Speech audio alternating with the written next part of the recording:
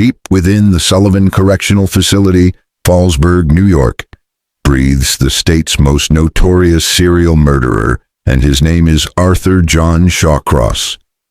Dubbed the Monster of the Rivers by the media, I asked him how he had acquired the title.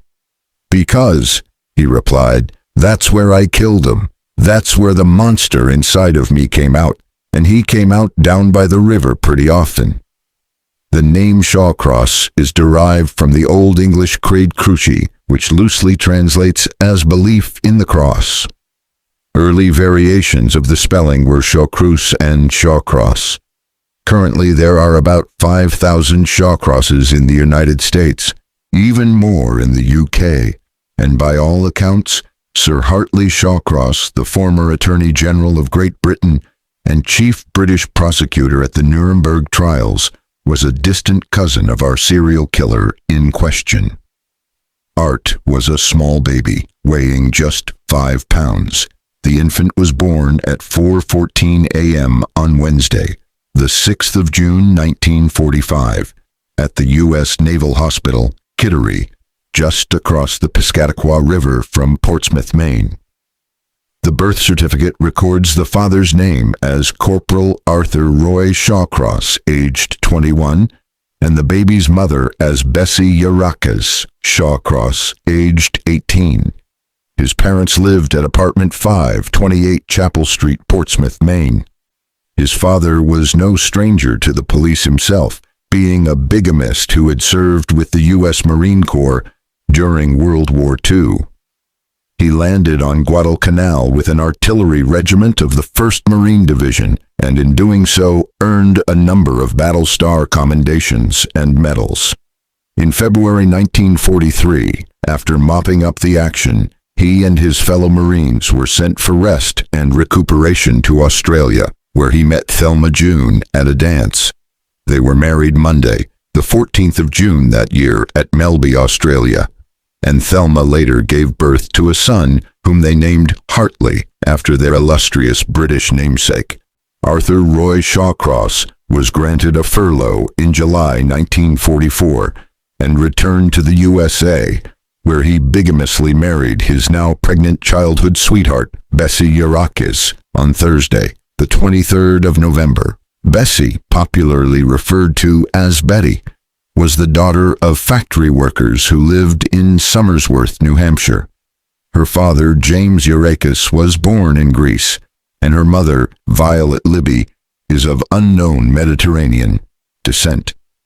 A week after Bessie was discharged from hospital with baby Arthur, her husband sent them to Watertown, upstate New York, where they lived with his sister while he completed his tour of duty in the Marines.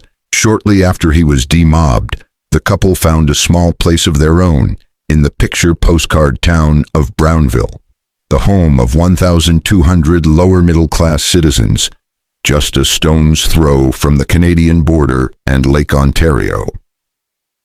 Young Arthur became the oldest of 4 children. His siblings were Jean, Donna, and James, and it would be fair to say that Arthur turned out to be the only rotten apple in a basket of otherwise good fruit. His education started normally enough at the Brownville Glen Park Central School, but personality problems soon surfaced. He resented his brother and sisters, with the exception of Jean, with whom he imagined having sex. By the age of 5, Art had created 2 imaginary friends. One was called Paul, apparently a lad of Arthur's own age. The other friend was slightly younger, a blonde-haired girl with no name. During the months to follow, he carried on long conversations in baby talk with these imaginary friends, which gave fellow pupils and teachers the impression that he was talking to himself. "I had to have these friends," he told the author, "because I wanted someone to play with. No one else liked me." Now called Oddie by his classmates, young Arthur became the subject of ridicule and bullying. He retreated into a twilight world of his own, often wandering from class to class in a dream.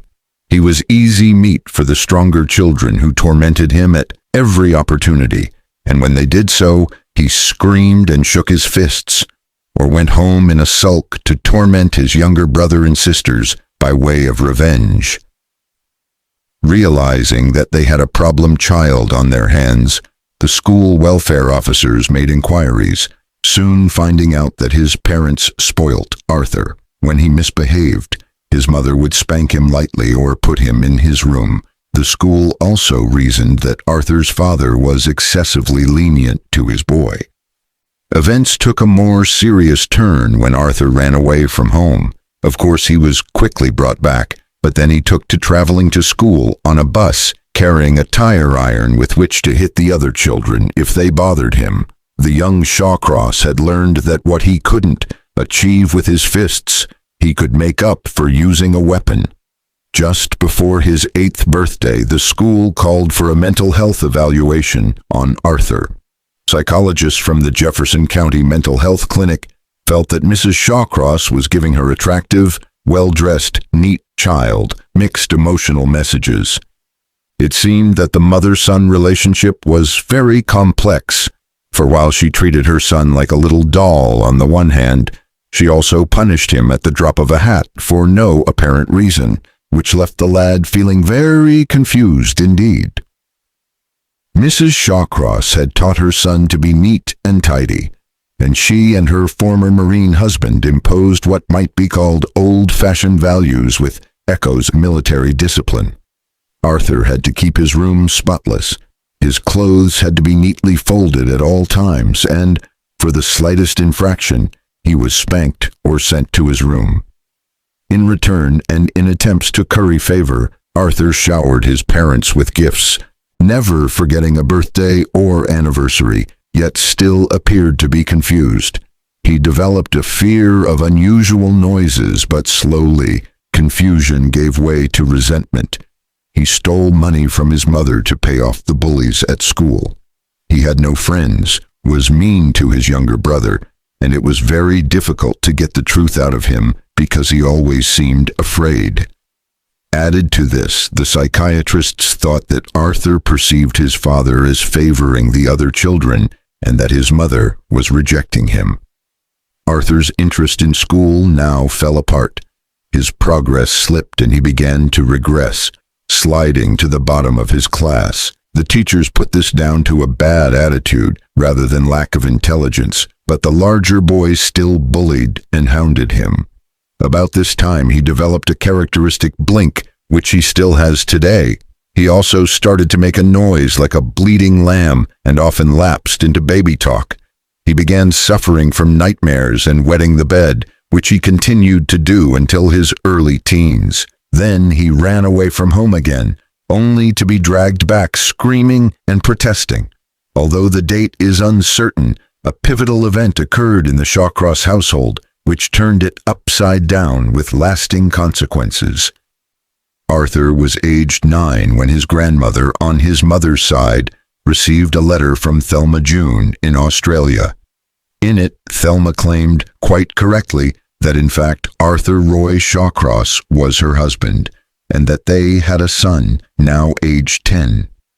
Understandably, when Bessie Shawcross saw the note, she took a serious view of her husband's secret, and from that day on, she hated every moment she spent in his company. Indeed, she decided to make his life a misery.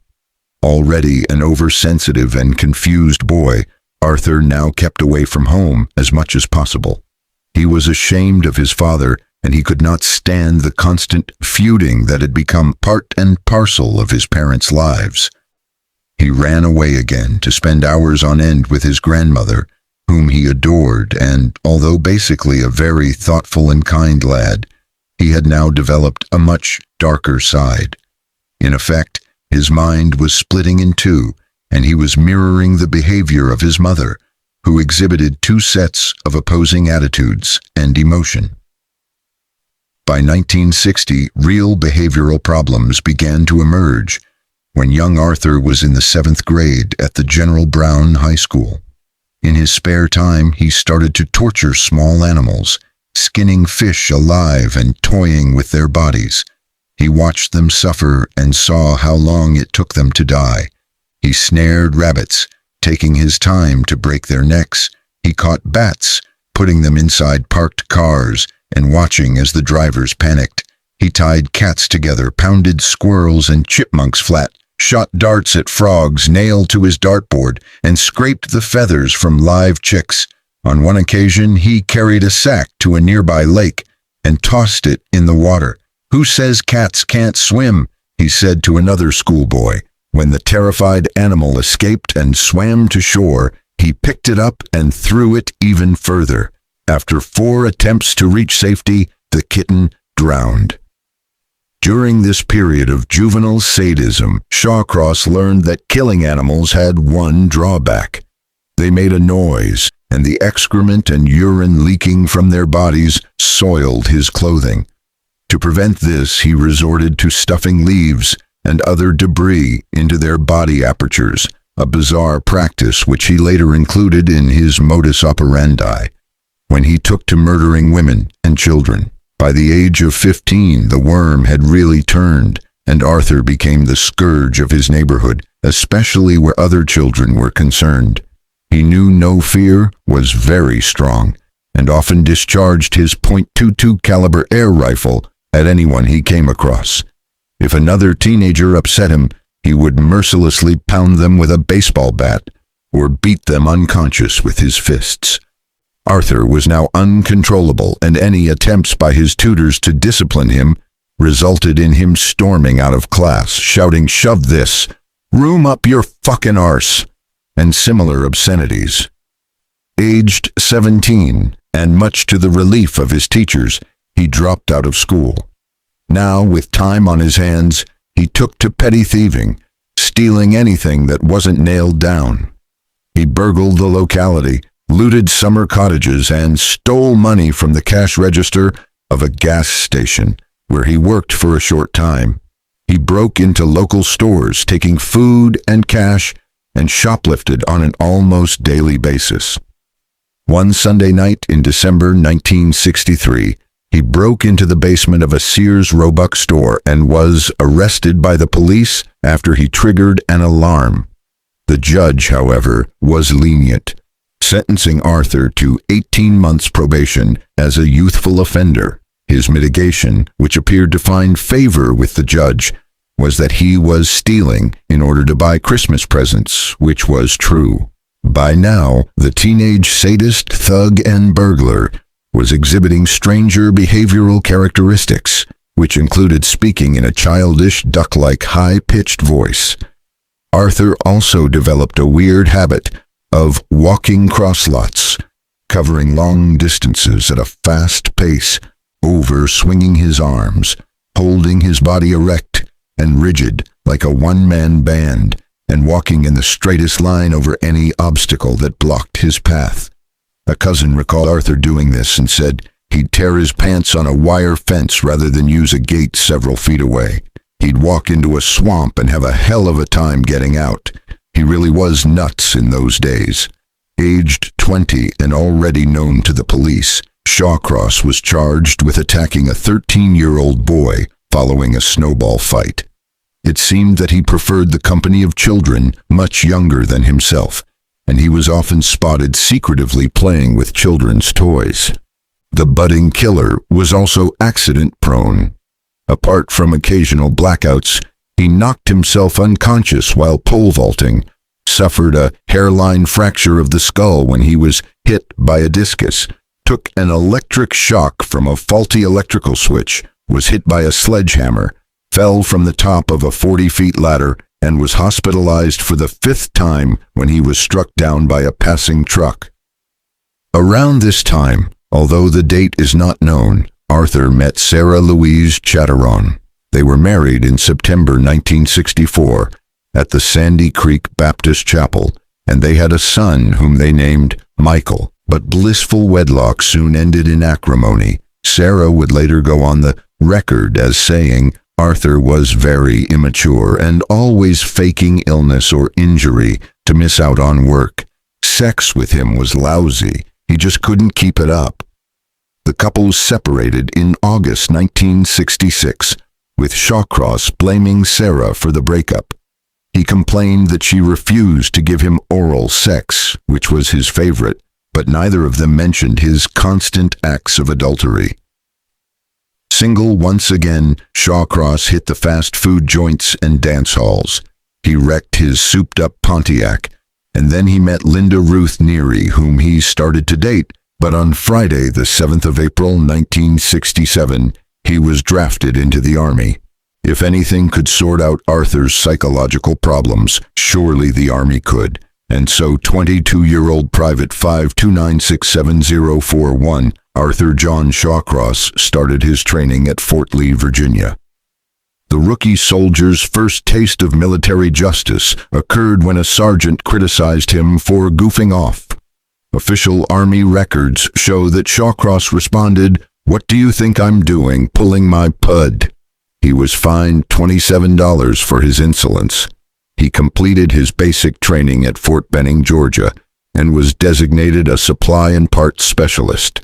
When he failed to show up for a work detail, he was fined $11 and restricted to the post for 14 days.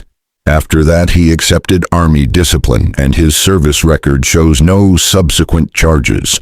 On various intelligence tests, he scored from subnormal to slightly above. His efficiency ratings ranged through fair and good, but were mostly excellent. This was an early example of his improved behavior in structured settings. While on leave, he married Linda Neary in October 1967, after which he was flown in a C-130 transport to South Vietnam, where he served a somewhat indifferent 12-month tour of duty with the Supply and Transport Company of the 4th Infantry Division, based at the South Vietnamese city of Pleiku. At this time, South Vietnam was suffering the Tet Offensive when the VCNVA launched coordinated attacks on virtually all the major cities and towns. With seemingly no end to the war in sight, U.S. forces were stretched to the limit, needing every serviceman they could muster for duty.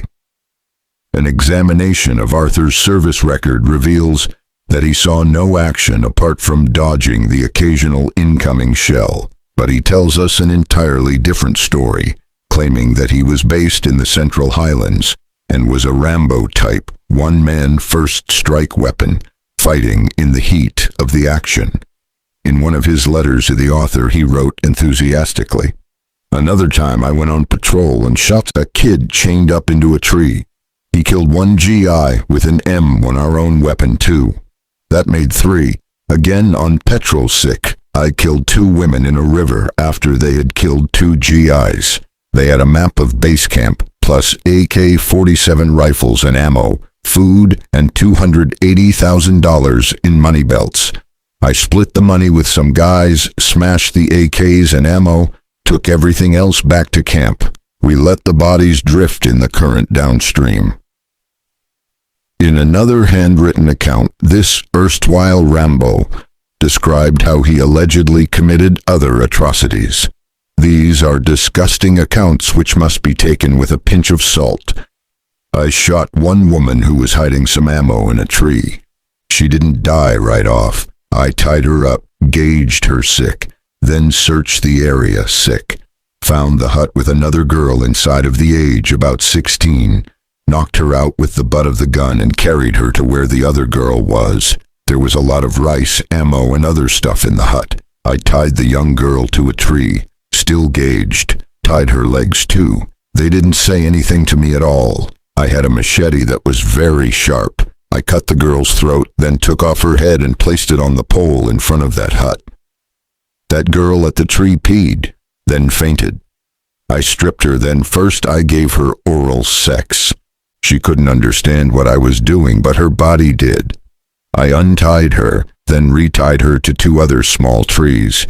She fainted several times. I cut her slightly from the neck to crotch.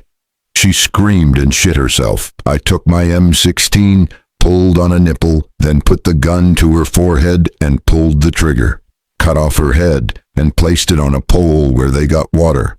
On reassigned furlough in Oklahoma, Specialist 4th Class Shawcross repaired weapons and made reluctant visits to the camp psychiatrist. He was honorably discharged in the spring of 1969, and moved with his wife to Clayton on the St. Lawrence River. He promptly put in a disability claim for war injuries, and although a Veterans Administration examiner found no substance to Arthur's claim, the former soldier's constant badgering won him a $73 a month disability pension for leaving the examiner in peace. 7 months after leaving the Army, Arthur Shawcross was divorced again and soon in trouble with the police. He had found employment at a paper factory, the city's largest employer, and he repaid the firm for giving him a job by setting fire to the place, causing $28,000 worth of damage. Within 3 months, a hay barn mysteriously caught fire, and it was Arthur who raised the alarm. 3 days later, he set fire to a milk bottling plant. This was the city's second largest employer, and this time our community-minded Arthur was at least considerate enough to telephone the fire brigade, then stand back admiring the red vehicles as his handiwork reduced the building to ashes. Shortly after melting the milk depot, he bungled a robbery at a gas station. The proprietor, who knew Shawcross by sight, called the sheriff, and he was arrested, confessing to all of his crimes, which included the arson attacks. Hauled before the court, Jefferson County Judge Milton Wiltse, who was an irate old judge from the Whipham and Hangham School, sentenced Arthur to 5 years imprisonment in Attica. At the start of his prison sentence, Shawcross was subjected to a psychological evaluation. He was assessed as an immature adolescent with a schizoid personality who decompensated, disintegrated, or broke down. An ego functioning under the influence of employment stress, rejection by wife. He should be viewed as a schizoid arsonist who requires supervision, emotional support, and immediate referral to a mental clinic on parole. Later projected homicidal attempt of at least 2 of his arsons should not be underestimated. He is a fair parole risk, will require psychiatric treatment, plus close supervision. Shawcross was paroled on Monday, the 18th of October, 1971, after serving just 22 months in prison. At first, he worked with Frink snowplows in Clayton, but he was laid off 4 days later when it was learned that he was a thief and arsonist with a criminal record. Just after Christmas, the Watertown Public Works Department hired him under the Federal Emergency Employment Program. A supervisor assigned him to a far corner of the 60-acre landfill at the end of Water Street. As it transpired, his first murder victim lived a mile away. Early in 1972, Shawcross attacked and raped a 16-year-old girl in an underground room of Watertown's old railroad station, but luckily for him, the victim failed to report the incident to the police. Then he met an old school friend called Penny Nickel Sherbino. She was a short woman with a good figure, lively brown eyes, tawny hair, and a rural vivacity that took the form of a ready laugh and a giggle. They dated for a short while before taking their wedding vows on Wednesday, the 22nd of April, 1972, and setting up home in a neat 2-story apartment at 233 Cloverdale Apartments in Clover Street. On Sunday, the 7th of May, 15 days after the wedding, Arthur was shuffling along Clover Street with the intention of fishing Kelsey Creek. Set into a triangle of woods and marshland, bordered by Interstate Highway 81 and State Routes 37 and 12E, the creek was just a mile from his home. It was about mid-morning when 10-year-old Jack Blake rushed up to him, asking if he wanted any worms as bait. Jack went out fishing that day with Shawcross and was never seen alive again. The Blakes were a rough family, but they loved their children, and Mary Blake had warned her impressionable son not to associate with Arthur Shawcross. She didn't like the cut of the man who was always boasting about his service in Vietnam and showing the boy photographs of naked women. He was a weird sort of guy, she said. He rode around on a white woman's cycle.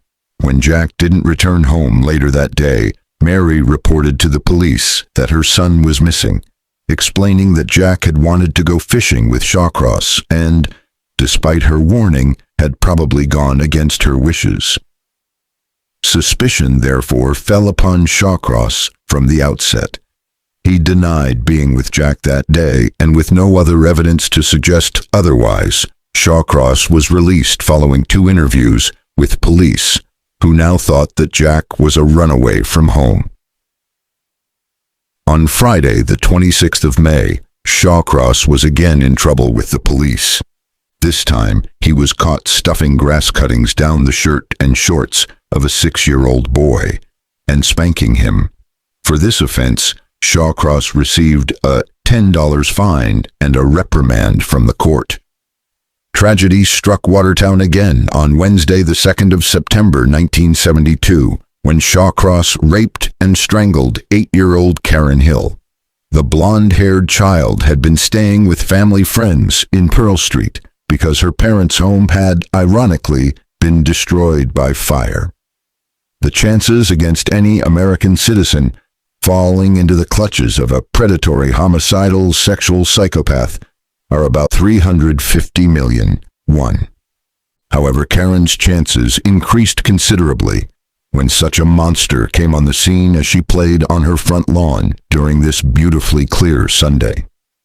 At about 3:30 p.m., a man answering Shawcross's description was spotted by children leading Karen across the Iron Pearl Street Bridge over the Black River, just a short downhill walk from where Karen had been staying. Although the children didn't know the man by name, they, and specifically a teenage girl, recognized his distinctive white cycle with its brown mudguards and a basket, which he had leaned against the south parapet wall. From a distance, the curious children watched as the man lifted Karen over the railings and gingerly led her down the precipitous bank, ostensibly to show her the fish. When the alarm was raised that Karen was missing, the children came forward to tell the cops what they had seen. At 10:00 p.m., search officers, equipped with flashlights, discovered a crumpled body. It was covered by a slab of concrete and laying face down, crammed into a sewerage outfall pipe on the south bank of the bridge. Police dogs were called for. They tracked a scent up Pearl Street to Starbuck Avenue and eagerly tugged their handlers left into Clover Street, straight to the stoop of Arthur's front door. He was arrested immediately. At the autopsy, the medical examiner discovered that Karen had been raped vaginally and anally. She had died as a result of suffocation under a mound of silt. Apart from those particularly disturbing aspects of this homicide, Shawcross had also stuffed weed and debris into the child's nose, mouth, vagina, and rectum. But what about Jack Blake? During his interrogation for the murder of Karen Hill, Shawcross hinted at the disappearance of the young boy, although he made no admissions. Nevertheless, this hint was enough to prompt the police into renewing their searches.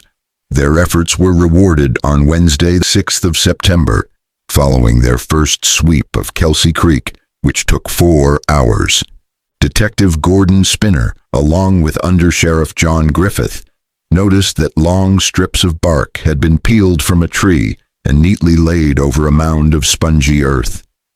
Easing the bark away with his boot, Spinner recoiled in disgust as blue bottles rose from a lump of rotting flesh.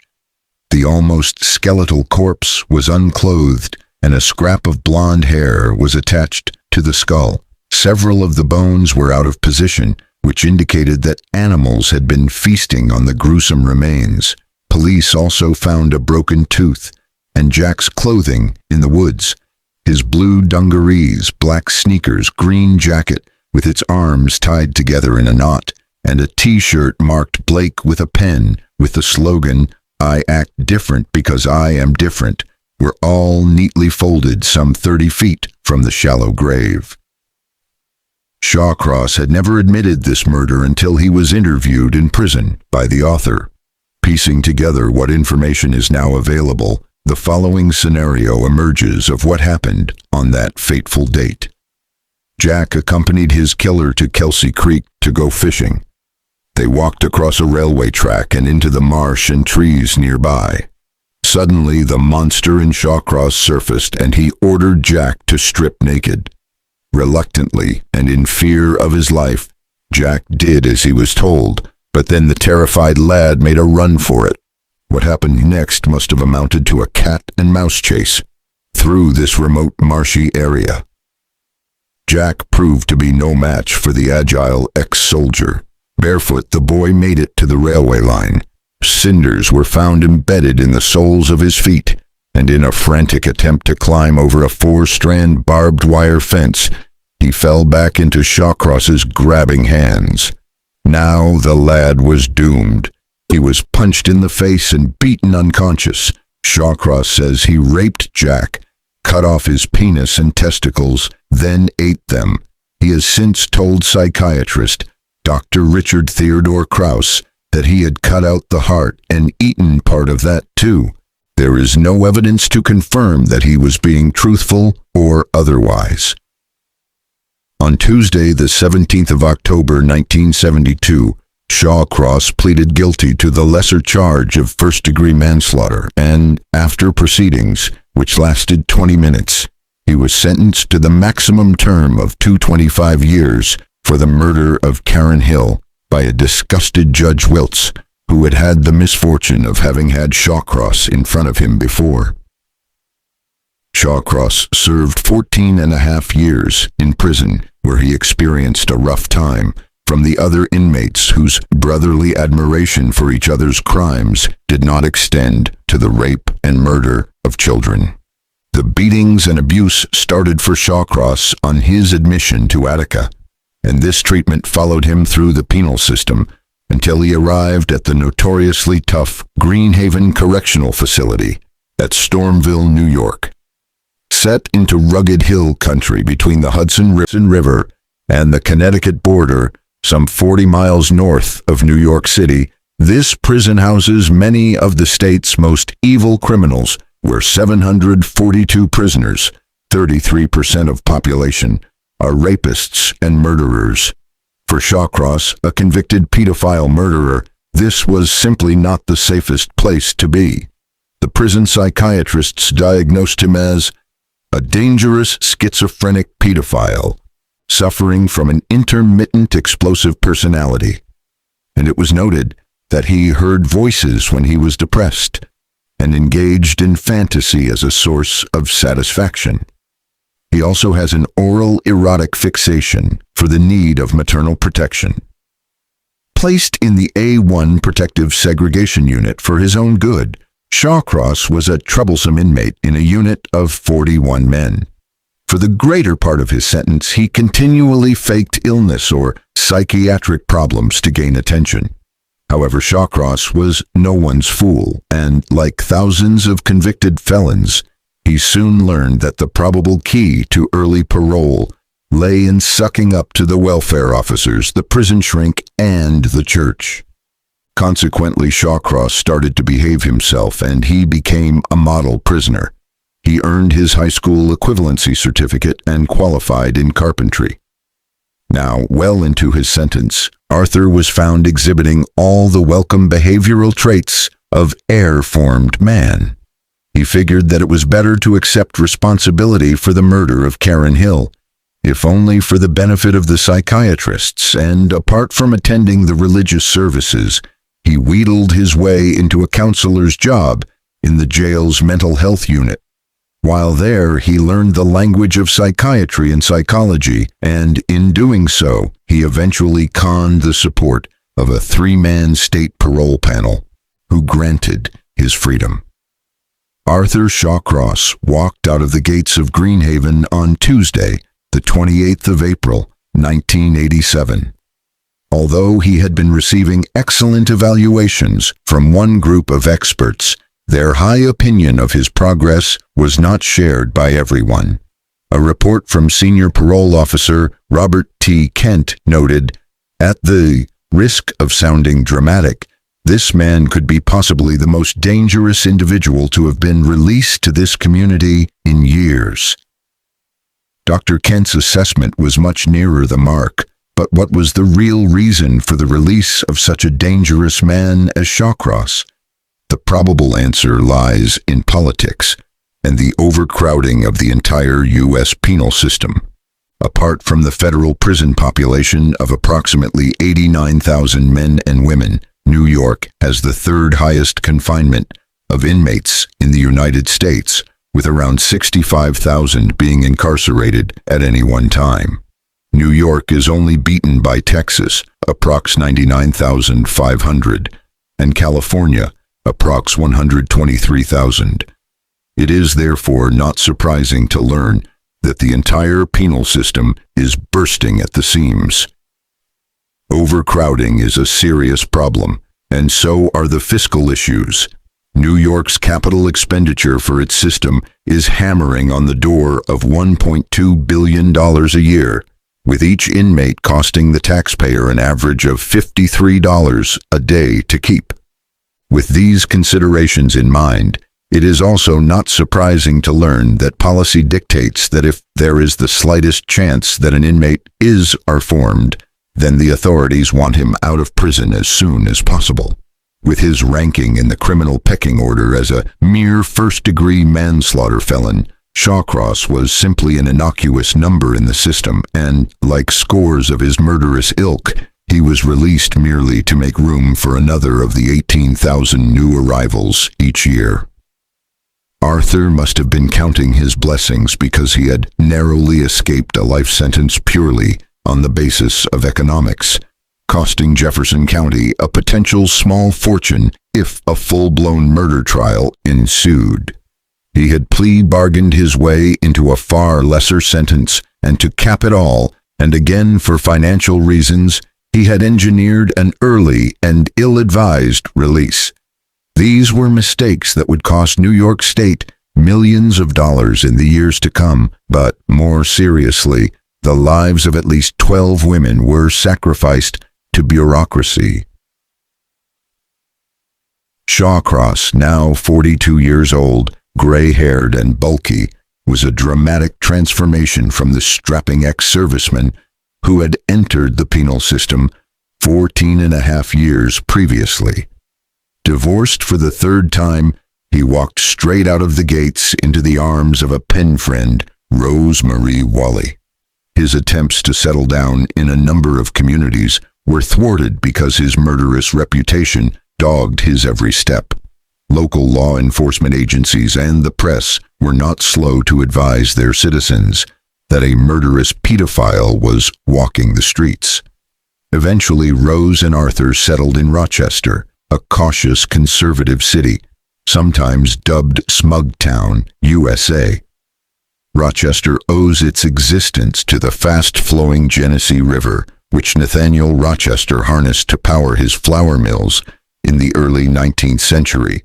The river tumbles over a cataract that is a smaller version of the Niagara Falls, 80 miles to the west. Then it bores its way through a deep gorge on its way back to Lake Ontario. Despite being affected by industrial pollution, the gorge still provides a leafy sanctuary for anglers and lovers.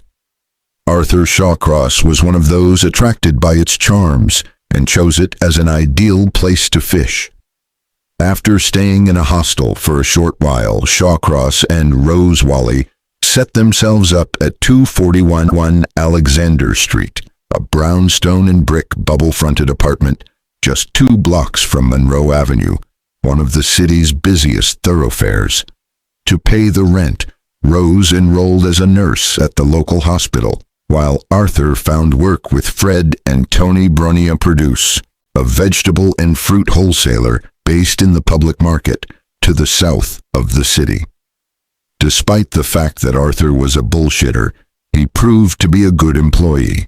Always on time or even early for work, he would cycle an hour each way on a ladies-style blue Schwinn suburban bike, which had a shallow basket, the Stars and Stripes flag on the handlebars, and 2 deep baskets straddling the rear wheel, in which to stow his fishing gear. His weekday working hours were between 7 a.m. and 3:30 p.m., which left him the evenings to pursue his hobbies and recreation. Around this time, Shawcross resumed his old philandering ways. He was enjoying an affair with Clara Neal, a 58-year-old woman who had 10 children and 17 grandchildren. On occasions, he would borrow her cars, either a small metallic blue Dodge Omni Saloon or a gray Chevrolet, using them for day outings or to go fishing. Yet he still found time to marry Rose. The Bronia brothers soon learned from Arthur that he was a former convict, for he had told Tony that he had served time for murdering a man who had allegedly killed his wife in a hit-and-run accident. Meanwhile, he told Fred that he had been a mafia hitman in New York. When the brothers conferred, they quickly realized that their employees' stories just did not add up. After speaking with a local police officer who informed them of Arthur's real criminal past, the Bronia brothers engineered Arthur's release from their employment. He next turned to selling hot dogs on Main Street before landing a permanent job as a salad maker for GG Food Services, which provided catering services to hospitals and schools. Arthur worked nights, being paid $6.25 an hour, and this nocturnal employment regime seemed to be the cue for the onset of Rochester's reign of terror. Dorothy Dotises Blackburn was the 27-year-old mother of a 6-month-old boy and 2 older children. She was a small-boned woman with a slender figure, brown eyes, and long brown hair. Petite and dainty, she was streetwise, with 2 convictions for loitering in 1985. She was last seen alive on Tuesday, the 15th of March, 1988, after lunching with her sister at Runcone's Grill on Lyle Avenue. Dotsy's body was found during the morning of Tuesday, the 24th of March, floating face down in Salmon Creek, a stream that meanders through farmland and woods on Rochester's eastern fringe. A crew of laborers clearing debris and garbage that had clogged a culvert thought they had found a mannequin covered with a layer of silt. They soon realized, however, that they were looking at a woman's frozen body. Her face had distinctive heavy eyebrows, full lips, slightly irregular teeth, and her left eye was shut. She had long dark hair and wore jeans, a hooded sweatshirt, and a single white Soda Pops brand sneaker. Her navy top was pulled up from the belt line, showing a bare midriff. At the autopsy, the medical examiner determined that she had died as the result of manual strangulation and noted that she had been bitten several times around the clitoris and on the vagina.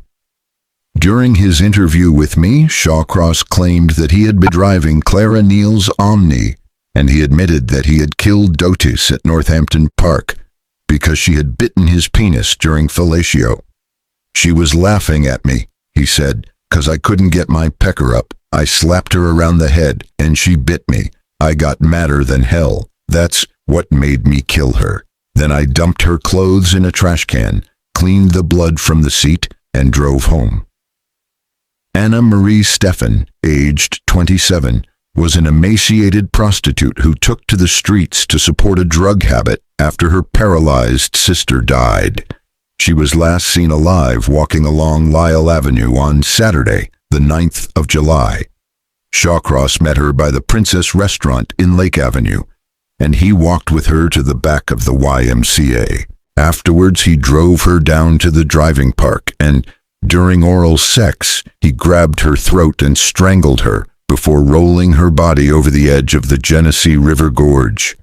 Her body was found on Sunday, the 11th of September, 1988, by Hector Maldonado while he was searching for returnable bottles so that he could buy cigarettes. The victim was lying on her left side, curled in a semi-fetal position. A pair of Calvin Klein jeans were pulled down around the ankles and turned inside out.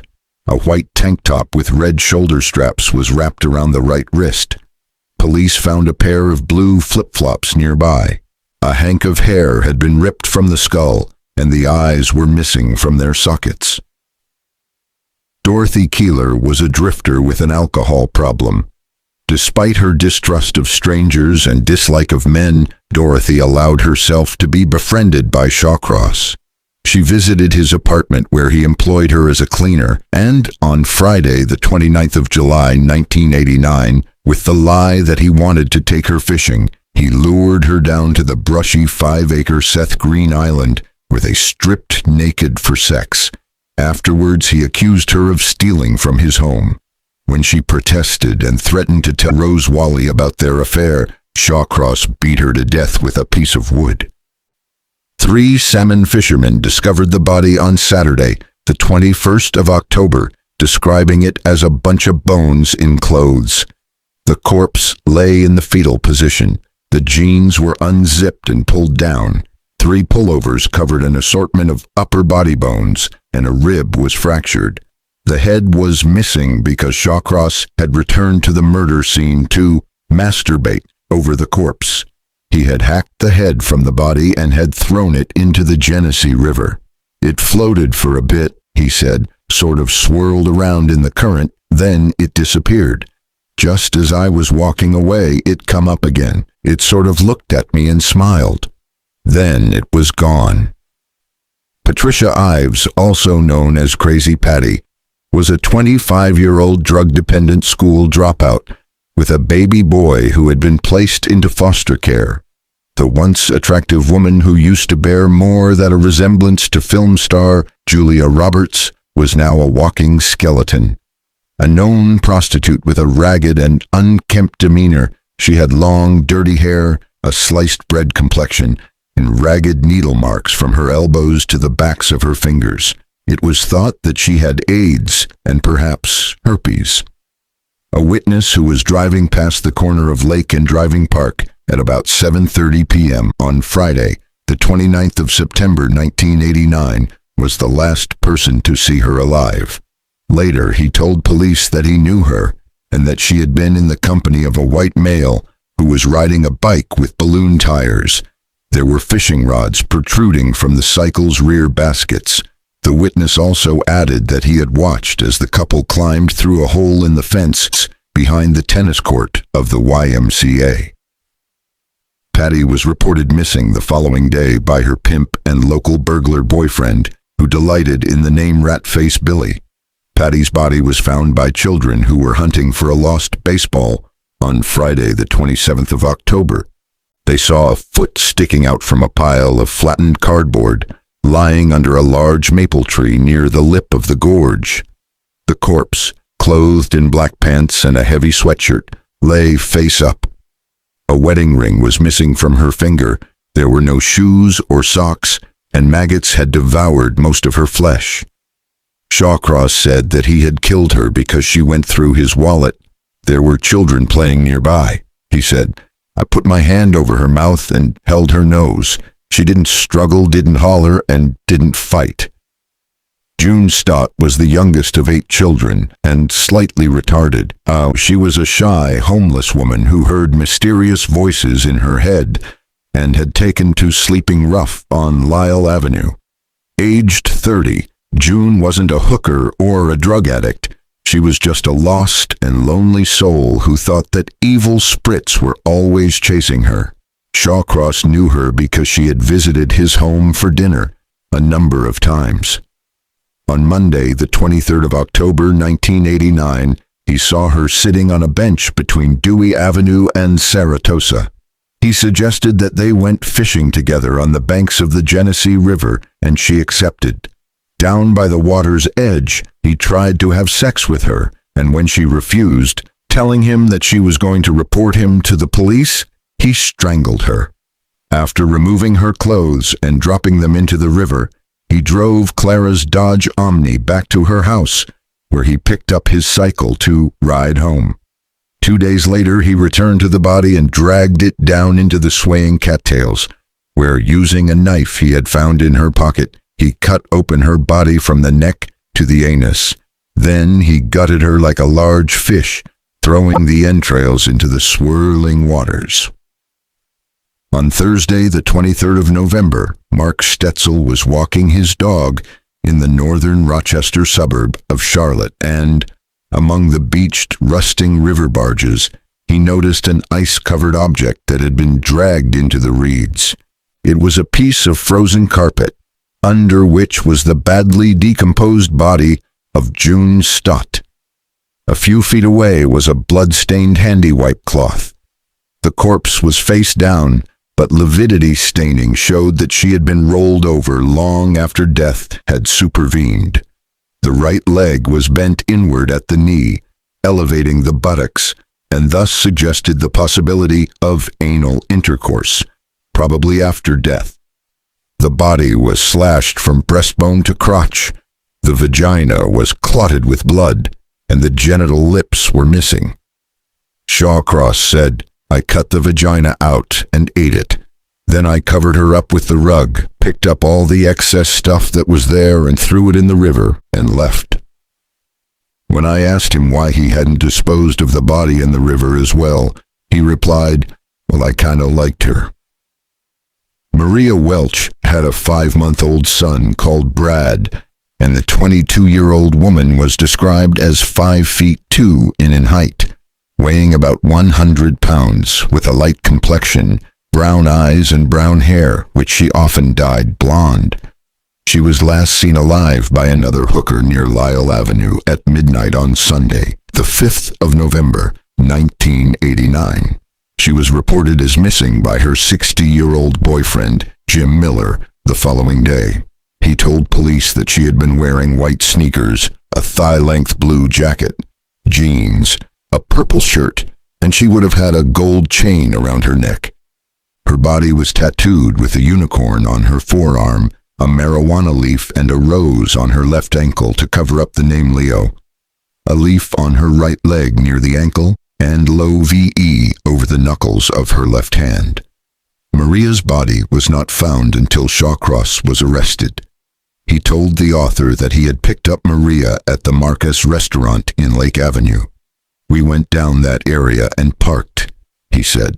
"We sat and talked, for she was cold. Had the heater on high, gave her $30. She took off her shoes, socks, and jeans, then took off the rest of her clothes. I only unzipped. I asked her if she was on the rag, and she said no. But when I put my hand in her, I felt a Kotex and blood. I've never done it that way. I asked for my money back, and she told me to go fuck myself. I choked her until she passed out, had some rope in the car and tied her hands behind her, plus her feet to her hands. I had to take out that Kotex and pushed in a bar towel. She came to and asked me what I did to her. Then she wanted me to untie her. I was sweating like crazy, kept wiping my head and face off.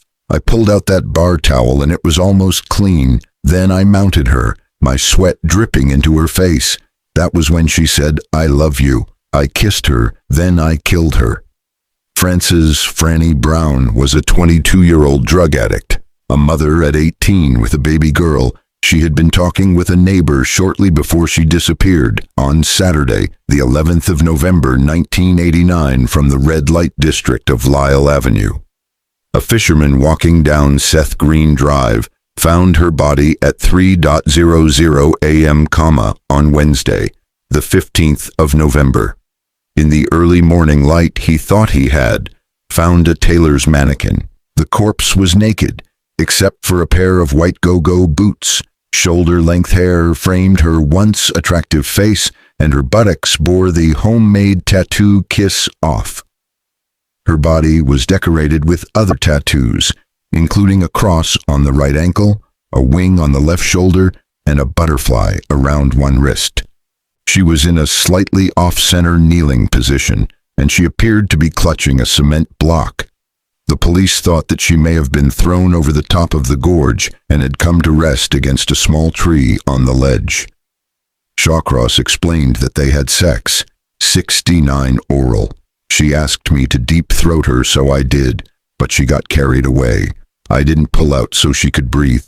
She peed in my mouth and I kept pushing. Uncontrolled reaction to doing it that way. She suffocated. I used her also then while she was still warm, even to kissing her and sucking her tongue and breast.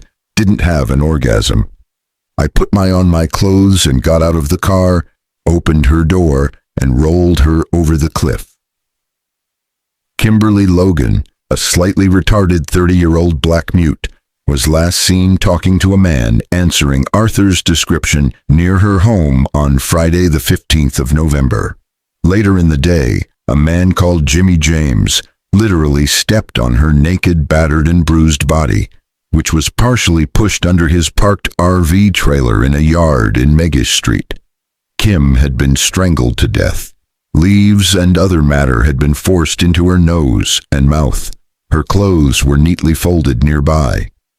Shawcross has always denied this murder. However, following my interview with Shawcross, this case has now been closed to the satisfaction of the Rochester Police Department. During the period of the Rochester murders, it must have seemed like a crime profiler's dream come true, for clues ran through the homicidal matrix like steel wire. Most of the victims were prostitutes who worked the red light district of Lake and Lyle Avenues. The women were either strangled or beaten to death, and each was disposed of naked or partially, clothed around the city and close to, or immersed in icy cold water. The majority of the victims had vegetation debris stuffed into their ears, nose, anus, and vagina. Their clothes were often found neatly folded and close to the corpses, which ranged in decomposition from skeletal to well-preserved. In several instances, the body exhibited signs of having been partially eaten by wild animals or cannibalized by the killer himself. Recognizing these patterns, and the obvious fact that a serial murderer was at large in the community, the Rochester Police doubled the size of its physical crimes unit. Round-the-clock surveillance by the entire Rochester PD tactical unit focused attention on the red light district, where many of the victims had last been seen alive. Hundreds of hookers were questioned by the police.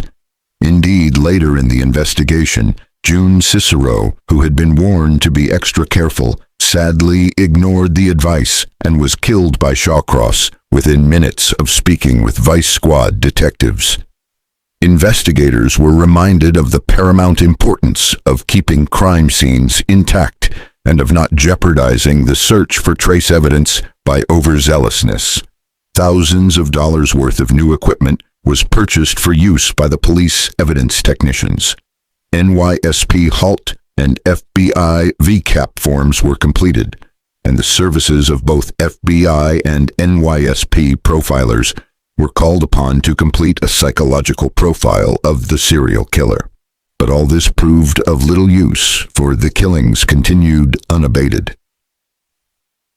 Elizabeth Gibson, a one-time beauty queen, married the day she left school. A bright young woman, she turned to cocaine and she started passing bad checks to feed her habit. She ended up a common prostitute who was last seen plying for trade on Lyle Avenue on Saturday the 25th of November. Her body was found 2 days later by a deer hunter walking through woods 10 miles to the east of Rochester. She had been suffocated. Police discovered tire impressions in the muddy ground and blue paint chips where a vehicle had scraped a tree. This paint was later matched to Clara's blue Dodge Omni, the car Shawcross often borrowed. Down by the Genesee River, a familiar encounter had taken place. Shawcross had accused Elizabeth of stealing money from his wallet. She put up a fight, grabbing at his eyes and digging her fingernails into his face. During the struggle, she kicked out and snapped the gear shift of the car. Shawcross said, "I tried to revive her. I wept a little." Then, after dumping her body in the woods, he drove back to the city, dropping her clothes off en route. Darlene Trippi, aged 32, was a petite brunette who knew Shawcross well enough for them to exchange gifts at Christmas. In fact, just a few days before she went missing, Shawcross had visited her home carrying a joint of venison. Indeed, over coffee, they even discussed the murders that were plaguing Rochester at the time. Much loved by her family, who chose not to dwell on their daughter's career as a prostitute, she was last seen alive by her married sister on Friday. the 15th of December, when she was touting for business on a street corner. Shawcross came on the scene and took the unwitting woman down to the Genesee River, where he says she accused him of being hopeless after an aborted sex session. "I got mad, then I choked her," he said. After his arrest, Shawcross directed police to Darlene's frozen body. It was lying in a culvert 5 miles beyond Salmon Creek. Shawcross's penultimate victim was June Cicero, aged 34, a strong character with a drug habit. She had arrived in Rochester from Brooklyn, New York, in 1973, and she had been well known on the streets of Rochester for 16 years, where she was regarded as something of a mother figure to many of the younger hookers who operated in the red light district. Streetwise and considered something of a wildcat by vice officers, June suddenly vanished without trace from the city mattresses, the local name for the red light area, during the late evening of Sunday, the 17th of December, 1989. A police helicopter crew spotted her frozen corpse lying in the icy Salmon Creek on Wednesday, the 3rd of January, 1990. The body was naked except for a white sweater, white socks, and a single small earring with a distinctive pink stone. Shawcross was seen standing on the nearby bridge parapet by the helicopter observer, and he was seen to drop something into the creek before driving off. It was this incident which led to his arrest. During a search of the scene, evidence technicians deployed a Luma-Light 2000A. This specially designed lamp casts a phosphorescent beam which illuminates trace evidence that would otherwise go undetected using normal procedures. Bathed in an eerie glow, small flecks in the snow proved to be human tissue. "It was like human sawdust," said a scenes of crime officer. Shawcross explained that he had taken June down to the river, where she called him a wimp. "I smacked her in the mouth," he said. "I strangled her because she was going to call the cops." With the dead body in the trunk of Clara's car, he drove along Route 31 to Northampton Park. He then stopped and heaved the mutilated corpse into the frozen Salmon Creek, which runs directly through a viaduct under the road. En route, he stopped at a Dunkin' Donut stall where he had a cup of coffee while passing the time with local cops who were discussing the string of murders. Felicia Stevens was described as a small woman, 5'5", about 115 pounds, with black hair, brown skin, and brown eyes. She worked as a prostitute and had the misfortune to climb into Shawcross's car in Lyell Avenue during the late evening of Thursday, the 28th of December, 1989. 3 days later, a guard in Northampton Park spotted a pair of ice-encrusted black denim jeans in the snow. Identification found in the pockets identified the wearer as Felicia Stevens. Later, during a more thorough search, police found her pleated gray boots and assumed she was buried close by. Indeed, a deer hunter telephoned 911 on Sunday, the 31st of December, after he had discovered the woman's body in a derelict farmhouse about 300 yards from where her clothes had been found. Shawcross later claimed that, apart from wearing a fur coat and boots, Felicia was wearing nothing else when she stuck her head through his open car window in Lyell Avenue. "She was running away from her pimp," he said. "I sorta got real scared and pushed the window button. I dragged her several blocks, then stopped, and she just got in the car and asked about sex. I took her down to the river and strangled her too." The successful capture and subsequent trial of Arthur Shawcross was due to a combination of good luck and dogged police work in equal measure. Ultimately, though, it was the mindset of this psychopath that ultimately sealed his fate, for on Thursday the 4th of January 1990, Shawcross literally offered himself up, and in doing so, he brought about his own arrest. During that afternoon, a New York State Police helicopter was flying over the east corner of Northampton Park, some 2.5 miles from where June Cicero's clothing had been found just days beforehand. Senior investigator John P. McCaffrey was one of 2 observers in the aircraft. He spotted what he thought was a body frozen in the ice of Salmon Creek. At almost the same moment, the other observer's attention was drawn to a portly white male who appeared to be urinating or masturbating over the bridge parapet. The man stopped, looked skywards, and threw a plastic bottle into the creek before driving off in a gray Chevrolet saloon. The vehicle was soon traced to a nursing home in Spencerport, and the trail led to Arthur Shawcross. On learning of their suspect's criminal past, the police questioned Shawcross at his home. He vehemently denied any involvement in the murders, and the decision was made to leave him alone overnight, pending further inquiries. In the meantime, his house was kept under observation by a static police unit until morning. Early the next day, detectives Lenny Borriello and Dennis Blythe took him in for a quiet chat in the police station. Within hours, Shawcross confessed, and he is now serving 2 sentences of 250 years to run concurrently. The only way Arthur will leave prison is in a pine box. From the time he was incarcerated, Arthur Shawcross consistently refused to be interviewed, and it took several years of spasmodic correspondence before he changed his mind. When he did, the confirmation came in the form of a blunt, handwritten note which said simply, "I will see you."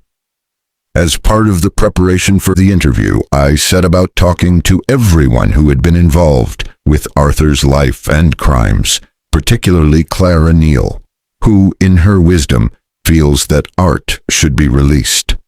"I will keep him on tablets so he won't murder again," she promised. "Besides, we are getting married soon. I really love him.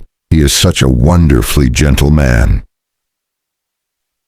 At 10:15 a.m., Monday, the 19th of December, 1994, the first interview started at the Sullivan Correctional Facility. Before being admitted into the serial killer's presence, the guards explained to me that Shawcross was still considered a highly dangerous and formidable killing machine. "He can revert to type within a microsecond," they said. "Should his features whiten, then tighten up. Or should he break into a sweat, then get out of his way as fast as you can. He is strong enough to rip your head right off." Weighing in at around 20 stone, Arthur Shawcross is 5 feet 11 in tall, with a potato-shaped head topped with thin silvery hair, a bulbous nose and small black ever-watery pig-like eyes set close together. He is quite an intimidating sight. Massive arms hang from immensely strong sloping shoulders, his chest merging into a potbelly which hangs over his belt. From his waist down, the shape of Shawcross is reversed. From the rolls of fat that circumnavigate his middle, he has short, stumpy legs that terminate in very small feet. All in all, one gets the impression that he is top-heavy and could topple over at any moment. For the first of 4 interviews, we came face to face in a small locked cubicle. No one else was present while Shawcross was engrossed with eating his lunch. He greedily stuffed the food into his mouth, and his eyes were furtive, darting around as if someone was about to snatch his food away. After he wiped the grease and food particles from his mouth, he was asked why he had eaten the body parts of many of his victims. Shawcross smiled and said, "Yes, sir, I have. The human meat, well, it tastes like pork. I eat meat, uncooked meat, and it's like that. I eat hamburgers raw, I eat steak raw, and I eat pork raw. I don't know why I ate parts of people, but I just did. Period." For a long moment, Shawcross fell silent. His podgy fingers fiddled nervously with a styrofoam cup. His eyes scanned the ceiling as if he was searching for an invisible fly. Then he added, "Yeah, and I ate another one with the bone. I just remembered that." God, I thought, how can someone just remember that? Although the truth of the matter is that Shawcross never fired a gun in anger while serving in Vietnam, he nevertheless wanted to boast about his service career during this period. Talking about his favorite subject was a good way of gaining his confidence, and, true to form, Shawcross came up with the goods. He explained that he had killed up to 50 people while out on what he called search and destroy missions. He claimed that he was tasked to destroy any living human he came across. Despite to mitigate his heinous behavior, the improbability of Arthur's gruesome acts, Arthur obviously enjoyed talking about them, if only to cause shockwaves. When pressed, this intellectual pygmy came up with a multitude of often conflicting reasons. In his efforts, these ranged from various types of child abuse, especially incest, to his self-perceived Rambo-type activities carried out in Vietnam. The army taught me how to kill, but it didn't teach me how not to kill. I have been a god unto myself. I've been the judge, the jury, and the executioner. I have murdered, butchered, and totally destroyed 53 human beings in my lifetime. I just want to know why. Arthur's excuse for murdering prostitutes was equally bizarre. At first, he stated that he was ordered by God to murder them because they all had AIDS. When questioned about the obvious fact that he had also raped and killed 2 young children and 2 quite decent women, he clammed up and could not provide an answer. And as the interviews progressed, he tripped himself up at every turn. He admitted that he had murdered many of the women after having had sex with them. On another occasion, he strangled his victim because she bit his penis during fellatio, all of which somewhat flies in the face of him being ordered to kill them because they had AIDS. Another luckless soul he battered to a pulp after she had accidentally trapped her head in the window of his car. He went further to say that after dragging her 2 blocks, he stopped, and she calmly climbed into the car and asked him if he wanted sex. But then he changed his excuse once again. I went out with 80 to 100 women, including hookers. I was trying to find out why I was impotent, something like that. One girl had been murdered because she allegedly accused Art of stealing her purse. Another was slaughtered because she had stolen money from his home and then threatened to tell Mrs. Shawcross that her husband was having an affair. Then Arthur argued that he was suffering from a rare genetic disorder, and this was why he turned to serial homicide, changing tack almost immediately to blame his 4 wives for denying him sex so that he had to go out and find hookers to kill. Finally, he said that bright lights give him terrible headaches, and this is the cause of his problems. In an effort to tap into the black abyss of Shawcross's mind, I questioned him about the emotions he experienced prior to and during the acts of murder. True to form, he did not disappoint with his answer. It was a combination of the quietness of the area, the starlight, and I got sweating and stuff. I can't control that. I strangled most of them, and it ain't like on TV where they just drop dead. In real life, they can hold their breath for 3 minutes and up to 7 minutes before they succumb sick. One woman, well, just as I was strangling her, she said, "I know who you are." Then she went limp and she didn't feel nothing. She just went limp.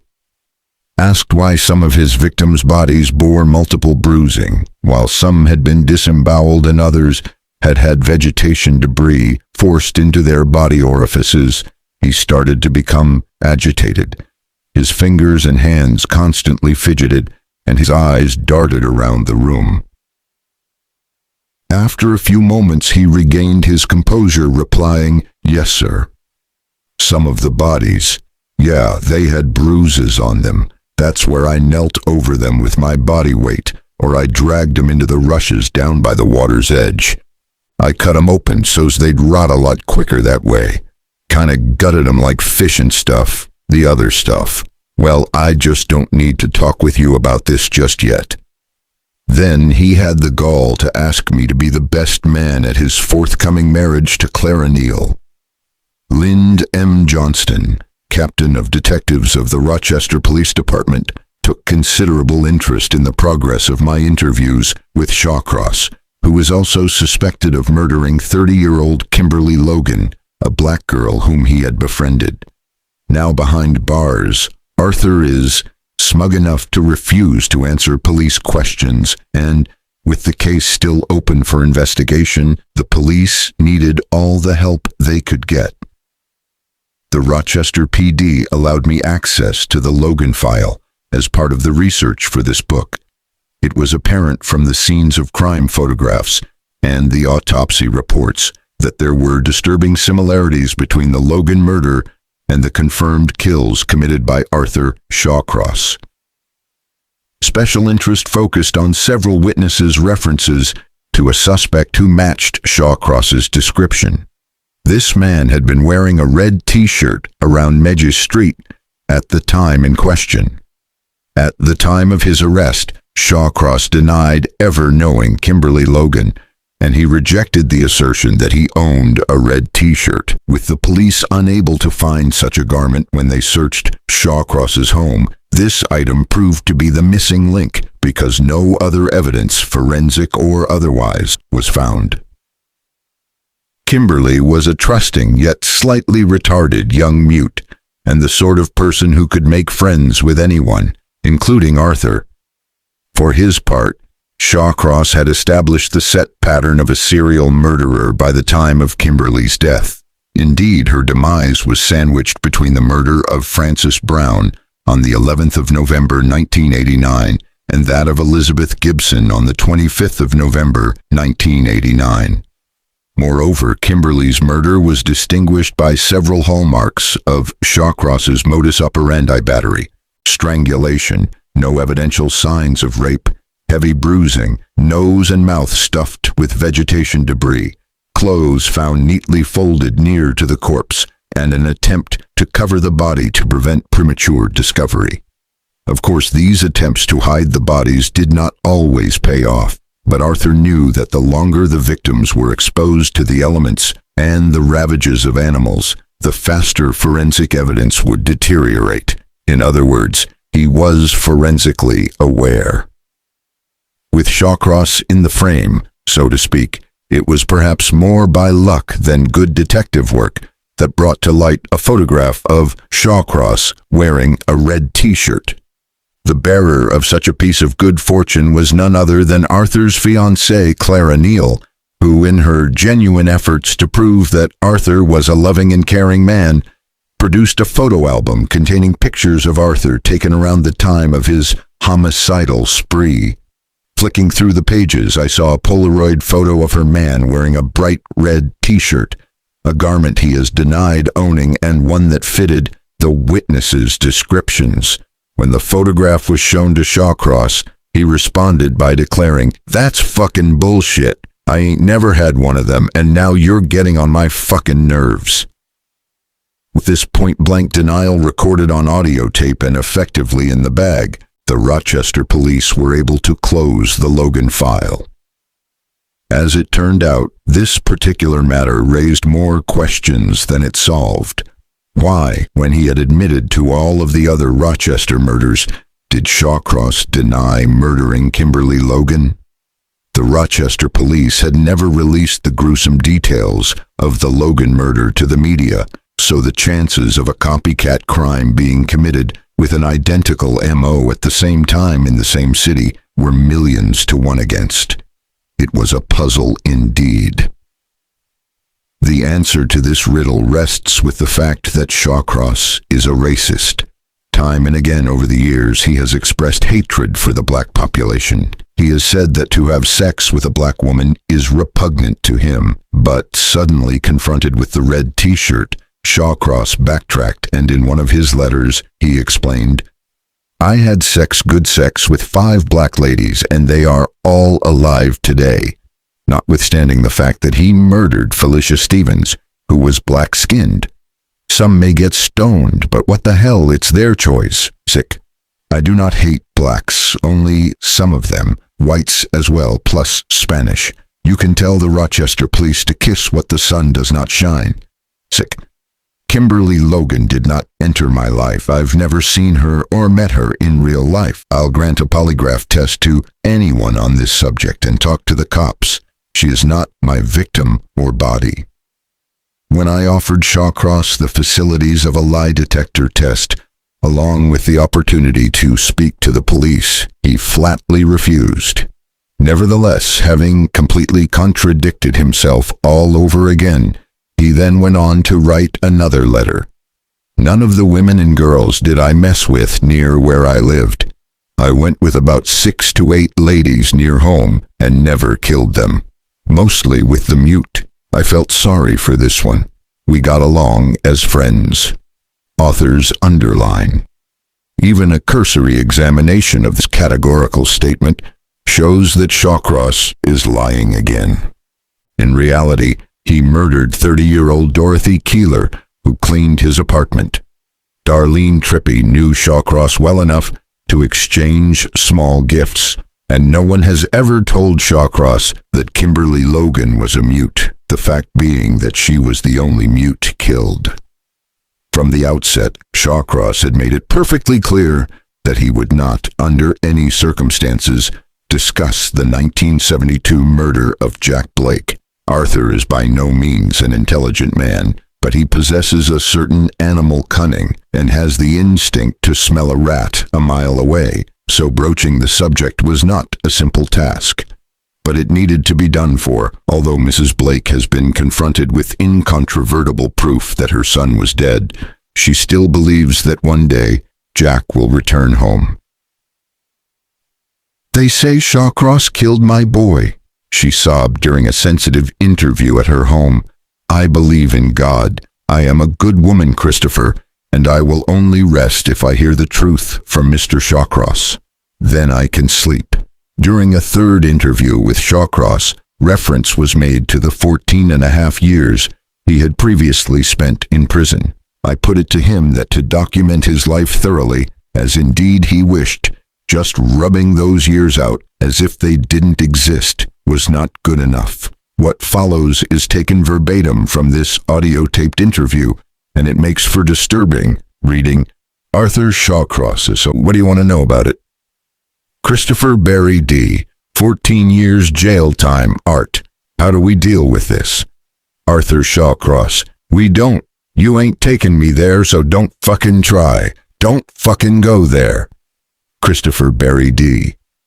Okay, so I take out an eraser, and out goes 14 years. Arthur Shawcross. Yes, sir. Christopher Barry D. What about Jack Blake? By asking this question, I knew that I was treading on unsafe ground, because if the prison population heard that in the past Shawcross had raped and killed 2 little children, then his problems with other inmates, who would kill him at the drop of a hat, could surface all over again. Within the blink of the eye, Shawcross's expression changed. His skin tightened and a curious paleness washed over his face. Beads of perspiration formed across his brow, running in glistening rivulets to stain the collar of his prison-issue shirt. Then, in anger, he suddenly reached out and grabbed my arm in a vice-like grip. "You don't know who you're dealing with, fuckface," he snarled. "You don't know who I am or what I am." "You don't need to do this," I replied. "Okay, you have a problem with Jack, and now you have a problem with me. You mess this interview up, and Clara will climb the wall, pal." At the very mention of Clara's name, it was as if someone had flicked a switch inside his head. Shawcross's expression reverted to normal, and he relaxed his grip, letting his hand fall away. Now he looked confused as he shook his head negatively from side to side. The killer's eyes started to moisten, and he began to mouth a mumbled form of apology.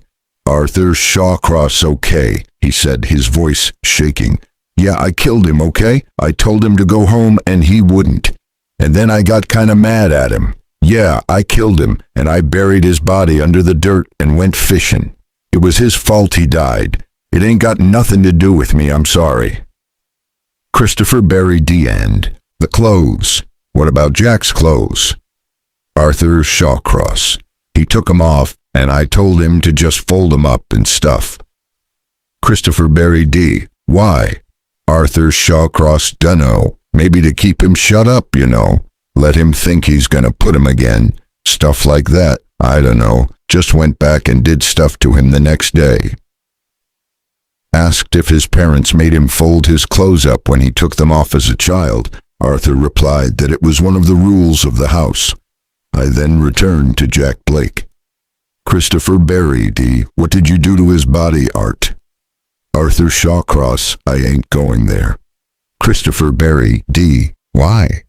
Again, I reminded him that if I walked out of the interview, Clara would be furious with him because she was expecting him to be totally honest during the interviews. Christopher Berry, D. What about little Karen Hill? Why did you murder her? Arthur Shawcross. Same reason, you know. She kinda wanted it, you know. Sex and stuff like that. Then I get started and she starts crying and wants her mom, so I suffocated her, not with my hands, covered her mouth with dirt and stuff. Christopher Berry, D. But you did have sex with her, vaginally and anally, Arthur. Arthur Shawcross, yeah, but that was after she was dead. Then I went home. Then came final question. Christopher Berry, D. Art. How come you stuffed leaves and twigs into your victims' ears and noses? Things like that? Arthur Shawcross. Dunno, really, I don't know. Just don't want to make a mess, I suppose. With that, the interviews were completed. Shawcross rose slowly to his feet and shook my hand for the last time. Meekly, he allowed himself to be body searched by the guards after his full contact visit with the outside world. Then, the monster of the rivers was led shuffling back into the depths of the prison. He never looked back and didn't say goodbye. At the root of this evil is Arthur Shawcross, for without his antisocial behavior, the world would have been a much safer place. Having apprehended Shawcross and placed him in custody for the murders of Karen Hill and Jack Blake, the responsibility for his welfare and society's common good fell upon the shoulders of others. The trial judge for the Rochester homicides was His Honor, Donald J. Wisner. During a meeting with him during a court recess, he said upon reflection that the prosecution should have pressed a first-degree murder charge against Shawcross for the 2 earlier murders when they had had the opportunity. Indeed, the prosecution could have gone even further and pressed for an aggravated charge, which would have ensured that he would never have been released again. He most certainly would have received a natural life sentence had that been the case, said the judge. Instead, in an effort to save the state the expense of such a case, they opted for a lesser charge, and in doing so, they behaved like Monday morning quarterbacks. The state prosecutor for the Rochester murders felt much the same way, supporting Judge Wisner's sentiments to the hilt. Charles Chuck Siragusa, now a justice of the Supreme Court, was and still is disgusted that Shawcross was released after 14.5 years to kill again and again. Perhaps the most damning indictment of the entire episode came from the pursed lips of Edwin Elwin, the director of the State Division of Paroles. On learning of Shawcross's murderous spree of terror after his release from prison, Elwin casually stated that he, Shawcross, did a comfortable adjustment to parole. We simply hate it when one of our people goes sour. Greenhaven prison psychiatrist Dr. Robert Kent had formed the opinion that Shawcross was possibly the most dangerous individual to have been released to the community for years, and this evaluation was supported by Dr. Y.A. Javiwala, another of Greenhaven's psychiatrists who had completed several evaluations on the killer. Shawcross, who had refused group therapy sessions, could not tell Dr. Javiwala why he had murdered the children and raped Karen after she was dead. More to the point, Shawcross even expressed his concerns that he might kill again when he was released. Dr. Javiwala had concluded that Shawcross was a grave parole risk with an antisocial personality disorder, sociopath, and schizoid personality disorder with psychosexual conflicts. Unfortunately, Dr. Kent and Dr. Haviwalla's colleagues thought they knew better. Shawcross's prison psychiatric records show a hodgepodge of so-called professional interpretations, laced with educated and uneducated guesswork, with just the one inconsistency, that he might or might not murder again. Yet still this monster was released 10 years before his full 25 five-year tariff had expired. But was justice done on the cheap as the judicial system anticipated? The answer must be a categorical no, for the cost in the human lives, extinguished by Shawcross, is immeasurable. While a figure cannot be placed on this degree of suffering, the cost to the public purse can be estimated, and these figures are truly astronomical. Aside from the estimated $35,000 spent to bring Shawcross to justice for the 2 earlier killings, and the $250,000 to keep him under lock and key at Greenhaven, plus incidentals such as psychiatrists' bills, there is also the invoice for the Rochester murders to tally up. The Rochester police conducted 2,210 interviews during this investigation. 3,255 license plate inquiries were made at $12 a time, and the police developed leads on 150 suspects. On-duty personnel costs added $420,447.00. Overtime costs were $121,916.00. Non-personnel services added $27,196.00. In total, these costs reached a staggering $893,612. However, the Rochester Police Department add a rider to these figures, noting that the total would have been dramatically inflated by perhaps an additional $2 million if factors such as patrol time area altered to a specific pattern, training of investigative personnel, administrative staff time in managing the project, and volunteer hours spent on the investigation by RPD employees were included. Finally, to keep Shawcross in prison until he is 80 will cost the state a further $750,000, making him a very expensive serial killer indeed. Today, Arthur Shawcross repairs locks for the prison, cooks for fellow inmates, and he has once again wheedled his way into the psychiatric unit where he counsels other prisoners. Currently, he claims to be suffering from what he calls a rare genetic disorder, and first impressions of this claim may lead us to believe that this is simply one more convenient peg to hang his hat of mitigation upon. But is it? This claim, which is substantiated by many of America's leading authorities in the field, who subscribe to the theory that XYY abnormalities may be the cause of violent and homicidal behavior, is that Shawcross is certainly suffering from an extremely rare biochemical imbalance linked to a rare XYY genetic disorder. It is contended that this mix could be the cause of at least part of the reason why he turned to commit such antisocial acts of violence.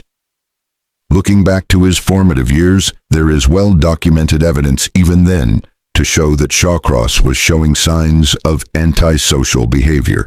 We know he was bullied before the worm finally turned, and he became a bully and sadist himself. The roots of his evil had already been planted at this time. Indeed, this genetic disorder was within his at conception, and might account for his being the only member of his immediate family to turn to such extreme practices. The prison authority medical officer, when approached on this issue, declined to confirm that Shawcross has any such problem, but Dr. Krause, who spent months evaluating Shawcross, found solid evidence that he has an XYI disorder. Approaches to several of the world's leading authorities, seeking clarification on the XYY phenomenon linked to antisocial behavior, not surprisingly, brought no clear answer. There are two camps, each with its own strongly felt views. With our present level of knowledge, It seems that chromosomal abnormality can only have a bearing on a minute fraction of the criminal population. It is necessary to consider the millions of people throughout the world who have an XYY abnormality and who exhibit no antisocial tendencies whatever. Consequently, while an XYY disorder might partly account for Shawcross's behavior, it cannot provide the total picture. There are 100 million brain cells in the average person, and the presence of one extra chromosome in each cell equates to the presence of an additional 100 million chromosomes in the XYY male, which are not present in the normal XY male. World-respected geneticist Dr. Arthur Robinson once screened 40,000 newborns for XYY, and he has claimed that about 2,000 XYY males are born in the United States each year. His research shows that 2/3 are thin, tall, and awkward, with an IQ range of 80 to 140. Robinson says these people are excitable, easily distracted, hyperactive, and intolerant of frustration. 50% are learning disabled, compared to 2 to 8% in the general population, and most suffer delays in speech development. Many of these personality characteristics uncannily match Shawcross's profile. Dr. Krauss has commented, studies report that the XYY male has a 10 to 20-fold increase in his lifetime risk, as compared to their incidence in the population, of being institutionalized in a mental hospital or prison, a risk that is not trivial. XYY males have a much higher average rate of learning disability and are described as problem children who cause serious behavioral and management problems at home and school. Studies describe how at least some XYY boys show behavioral disability that makes them not only a great problem in family management, but also quite disparate from other family members in their behavior altogether. This is a finding consistent with the early life history of Arthur Shawcross and his own frequently reported belief that he was different from all of his family members. Personality characteristics associated with these children also include descriptions of them as drifters or loners disposed to running away from home who, as they grow up, are frequently agitated, experiencing pedophilic urges, arson, threatening to kill others, molesting children, stealing and exhibiting moments of sudden violence and aggression. These are all the personality traits well documented in Shawcross's life. In an article entitled Human Behavior Cytogenetics, published in the Journal of Sex Research, Dr. John Money adds weight to Dr. Krauss's claim. He wrote, "It seems perfectly obvious that an extra chromosome in the nucleus of every cell of the brain, somehow or other, makes the individual more vulnerable to the risk of developing mental behavioral disability or abnormalities. So it seems that at the very least, an XYY chromosome disorder is part of Shawcross's problems. But what of the biochemical imbalance? In searching for a diagnosis in Shawcross's case, Dr. Krauss turned his attention to blood and urine testing, where he hit upon a little-known fact revolving around cryptopyrrole. Indeed, so little was known about cryptopyrrole that half of the authorities Dr. Krauss spoke to for advice had never heard of it, and the biochemistry laboratory at the University of Rochester didn't know how to spell the word, replying, "It sounds like something out of a Superman movie, doesn't it?" During laboratory examination of Shawcross's bodily fluids, Dr. Krauss found that while the concentrations of copper, zinc, iron, and histamines were all within the normal range expected to be found in a healthy person, one of the results from an analysis of urine showed unexpected findings. Cryptopyrrole showed H200.66 mg/100 cc against an expected value 020. The H was laboratory shorthand for high. Cryptopyrrole comes from kryptos, the Greek word for hidden, while pyre is a prefix for fire. The derivation is both Greek and Latin. and pyrrole is a combination word meaning fiery oil. Thus, cryptopyrrole becomes hidden fiery oil, the chemical structure of which resembles other chemicals known to be toxic to brain function, such as LSD. The presence of cryptopyrrole in elevated amounts, although not considered a sign of a particular or specific disease entity, is in abnormal amounts considered a biochemical marker of psychiatric dysfunction, much like the reading of an elevated clinical thermometer. This biochemical metabolite, 5-hydroxycryptopyrrole lactam, is normally present in humans in either very low amounts or not at all, and it can be detected in the urine, which may have a mauve-colored appearance. Feeling now that he was finally onto something, the indefatigable Dr. Klaus burned even more midnight oil, and in doing so, learned that any cryptopyrrole reading of 20 mmCg/100 cc was a cause for concern. Shawcross's readings were ballistic at up to 200 mg/100 cc. Cryptopyrrole is also related to bile, and when excessive amounts are present, can combine with vitamin B6 and zinc to cause a metabolic defect called pyroluria. This proved to be another clue to understanding Shawcross, for pyrolurics function well in controlled settings of low stress, proper diet, and predictability. Apart from the initial settling down periods, which are common to all prison inductees, Shawcross has always been quite at home within the structured prison system, where he enjoys a balanced diet. Conversely, pyrolurics appear to suffer poorly outside controlled conditions. Unable to control anger once provoked, they have mood swings, cannot tolerate sudden loud noises, are sensitive to bright lights, and tend to be night people. They usually skip breakfast, have trouble recalling night dreams, and they suffer poor short-term memory, so they make bad liars. Sometimes they lack pigment in the skin and are therefore pale. The hair is prematurely gray, and they have a diminished ability to handle stress. As such, they may be very dangerous and constitute a risk to the public. All of this shows Shawcross's personality and behavior in an interesting light. Dr. Krauss argues that the symptoms manifested by Arthur Shawcross correlated in every way with one suffering from the abnormally elevated levels of this toxic chemical invasion. Parental disorientation, abnormal ECGs, general nervousness, progressive loss of ambition, poor school performance, and decreased sexual potency, all of which are embedded in his personal history.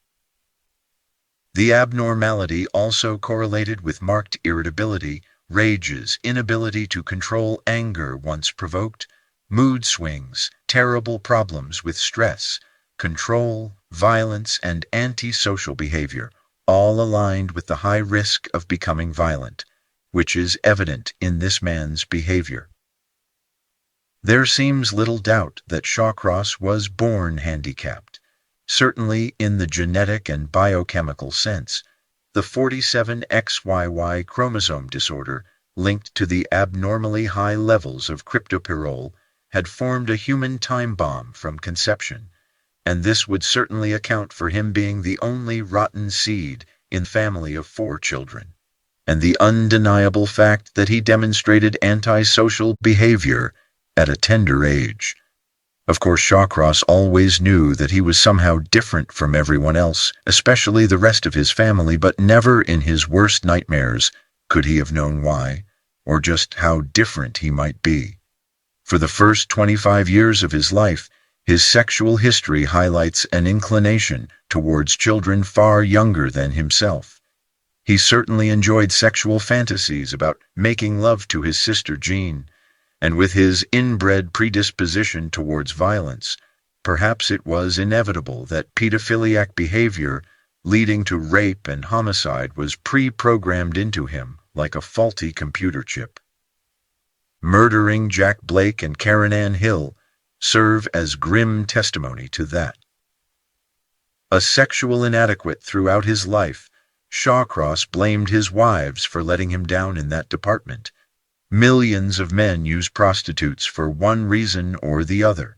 So perhaps on his release from prison, Shawcross graduated to the seedier side of prostitution to fulfill this need too. There is also evidence suggesting that people with the genetic and chemical disorders ascribed to Shawcross can metamorphose into extremely dangerous individuals who thrive during the hours of darkness.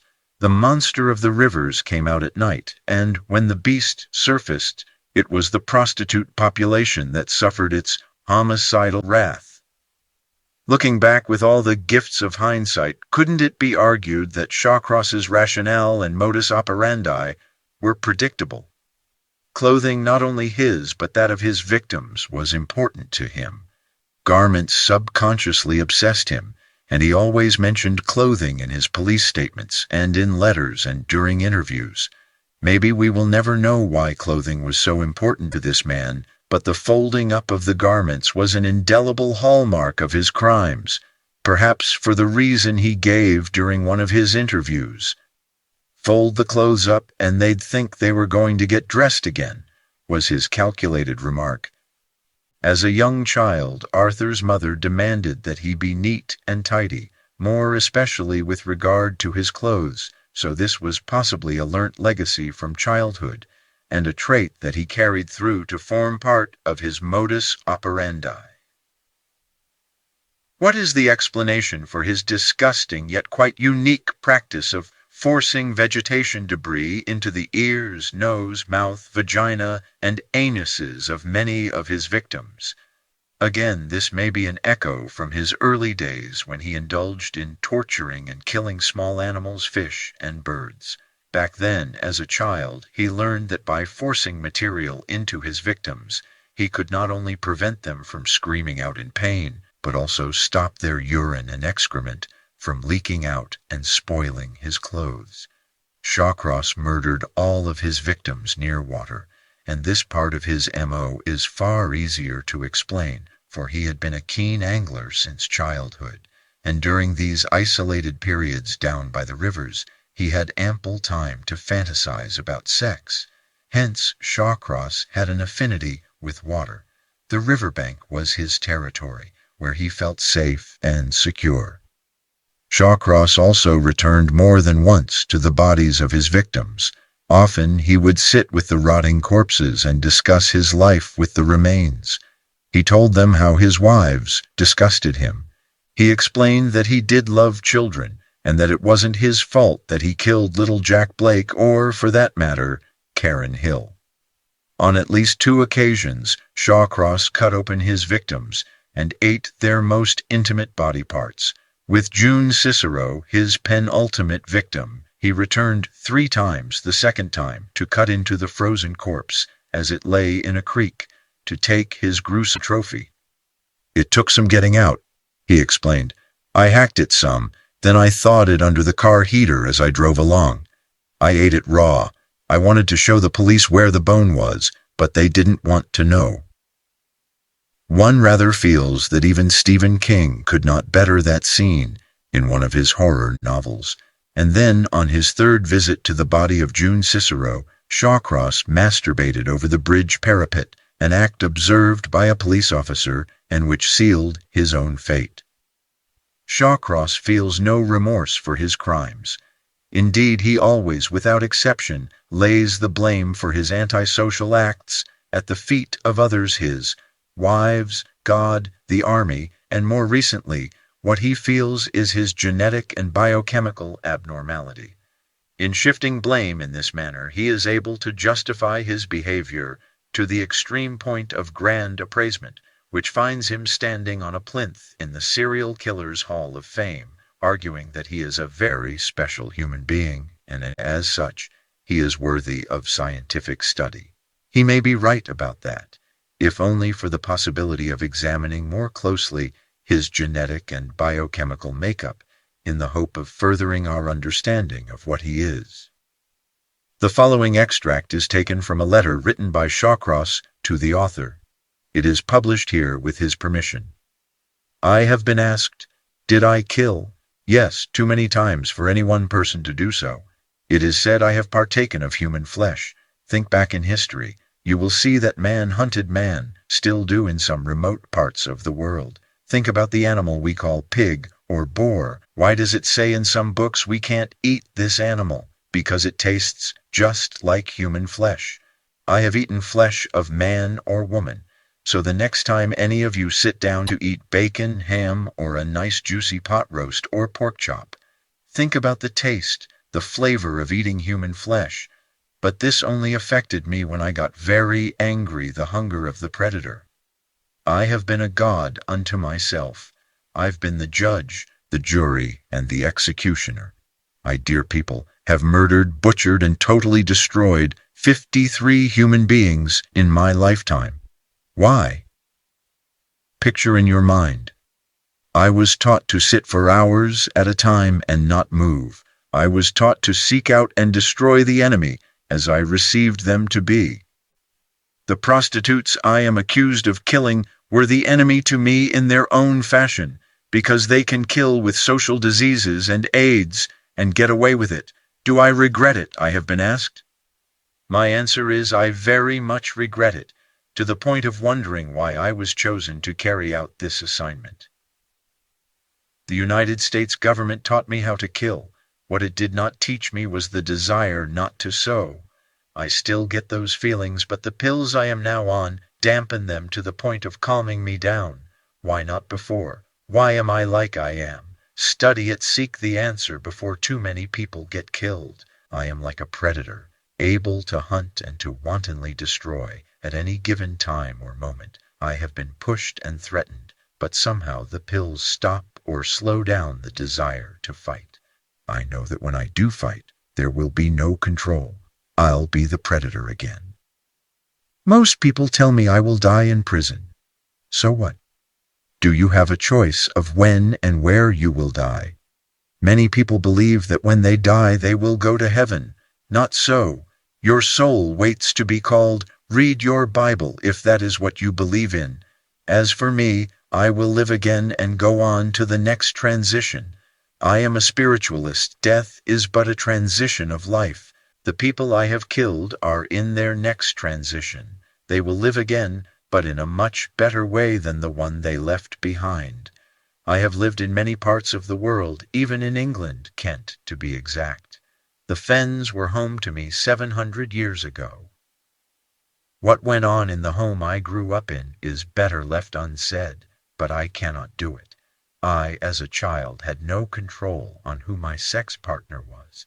I cannot say I did not enjoy it, be it a cousin, sister, or the old girl herself. Every man, woman, or child from 10 years of age and up is able to kill knowingly. How did I kill without the use of drugs or a struggle? Let me explain this further. The body has many pressure points, some to relax you, some to excite you, and some to give pain or remove it. A few of them to stun you, and be that as it may, to kill you. Many of you humans portray me as mad crazy. This is your free will. What you think may not be so. Look to the heavens. I came from there, so did you, but you won't admit it. My time is near in this transition. I will move on shortly. I feel what I feel.